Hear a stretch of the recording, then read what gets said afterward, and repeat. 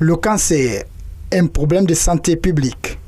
En Guinée, les constats sont alarmants. Selon le professeur Bangali Traoré, président de l'association guinéenne pour la lutte contre le cancer, les 35% des cas de cancer diagnostiqués sont les cancers du sein et du col de l'utérus, avec plus de 2500 patientes, dont 2000 décès par an. À ce jour, les mesures préventives constituent la meilleure approche pour vaincre cette maladie. Ces deux cancers se manifestent différemment. Pour le sein, c'est la présence d'une boule dans le sein, surtout de façon très précoce. Et pour le col de l'utérus, c'est la survenue d'un saignement provoqué, un saignement vaginal.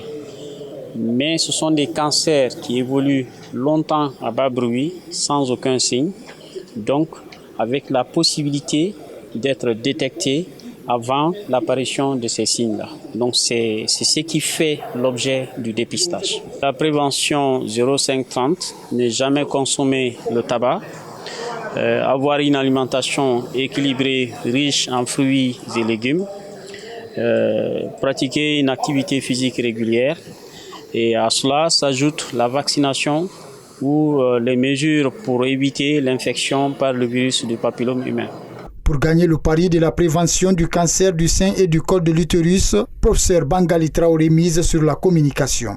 Pour ce faire, l'implication des masses médias s'avère indispensable, comme indiqué au cours de ce point de presse. Celles qui travaillent n'ont pas souvent le temps de venir se faire dépister lorsqu'on organise des campagnes communautaires. C'est la raison qui nous a poussé à dédier 2 journées spéciales pour ces professionnels de la presse.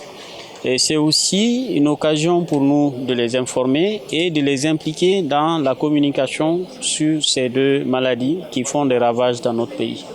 Selon les statistiques fournies par les structures de prise en charge du cancer en Guinée, plus de 6000 nouveaux cas de cancer sont découverts en Guinée.